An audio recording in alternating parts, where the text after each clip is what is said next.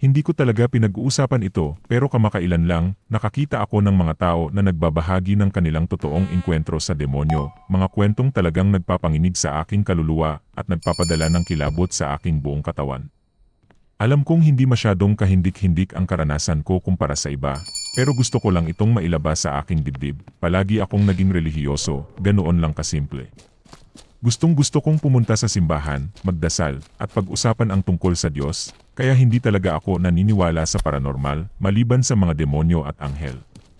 Pero may ilang pagkakataon na pakiramdam ko ay may isang bagay na parang tinutugis ako, isang bagay na biglang hindi na nagustuhan ang pagiging mas relihiyoso ko.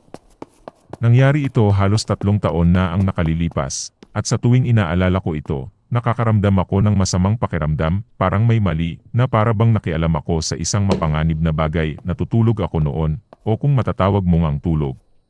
Parang isang bangungot na kalagayan, kung saan nasa isang silid ako kasama ang mga taong nagsasagawa ng isang ritual, nagpapatawag ng kung anong nilalang.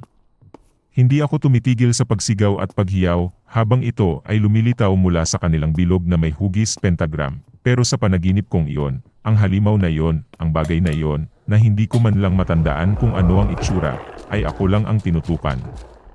Sinimulan akong habulin sa buong silid habang sumisigaw ako ng Biblia! Biblia! Habang desperadong kinukuha ang bawat Biblia na mahawakan ko, sabay pagsasabit ng mga krus sa dingding.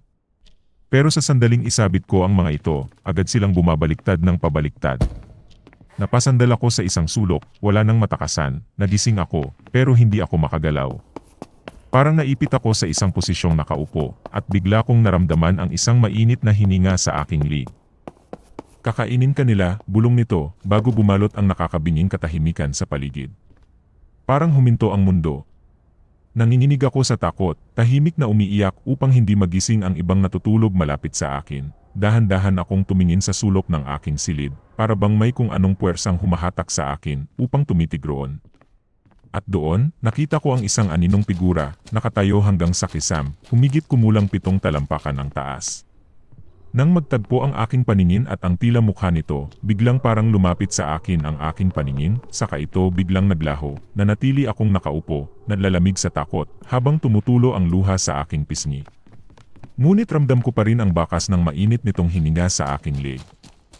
Hindi ako nakatulog ng ilang oras matapos iyon, natatakot na kung ipikit ko man lang ang aking mga mata kahit isang saglit, baka mamatay ako, baka makuha o kainin ako ng kung anumang nilalang na nasa silid ko, sa sobrang pagod at puyat.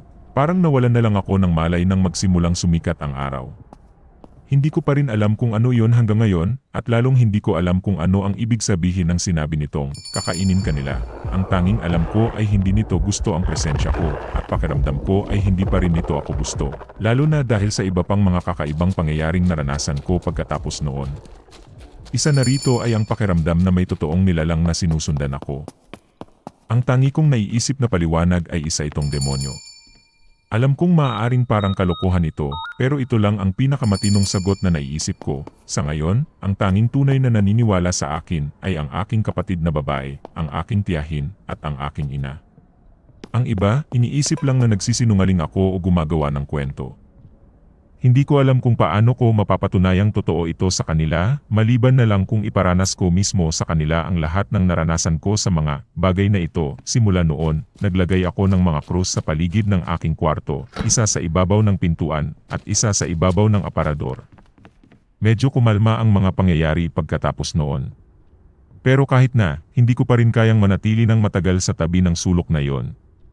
Pakiramdam ko ay may bumabalot na pangamba at kaba sa tuwing nandoon ako. Siguro maglalagay ako ng krus sa mismong sulok na iyon para lang mapanatag ako. Pero hindi ko pa rin maalis ang pakiramdam na may kung ano roon, isang bagay na maaaring hindi pa rin tumitigil sa pagsunod sa akin.